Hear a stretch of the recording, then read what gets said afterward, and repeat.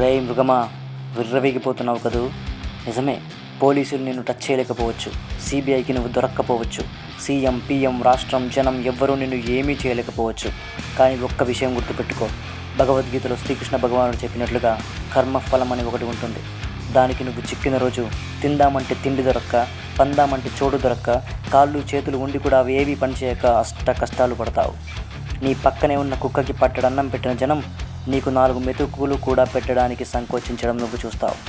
నువ్వు తలదాచుకున్న ప్రతి చోటు నుంచి జనాలు నిన్ను తరిమేస్తూ ఉంటే, ఎక్కడో ఒక చోట తలదాచుకుందామని ఒక చెత్త కుప్పలో పడి సేద తీరుతూ ఉన్నప్పుడు, నువ్విప్పుడు ఏ మర్మాంగానైతే చూసుకుని విర్రవీగిపోతున్నావో, వింత వింత చేష్టలన్నీ చేస్తున్నావో, అప్పుడు నువ్వు పడుకున్న అదే చెత్త కుప్పల నుంచి వచ్చిన ఎలుకలు నీ మర్మాంగాన్ని పీక్కు తినడం చూసి, అయ్యో మహాప్రభు, ఇంకా నాకు ఈ నరకం చాలు, నన్ను ఇంకిక్కడి నుంచి తీసుకుపో అని అడిగినా సరే, చావు కూడా నిన్ను చూసి చిరాకుపడి నీ చేరువలోకి రావడానికి కూడా చిరాకుపడి అటు నుంచి అట్టే వెళ్ళిపోవడం నువ్వు చూస్తావు.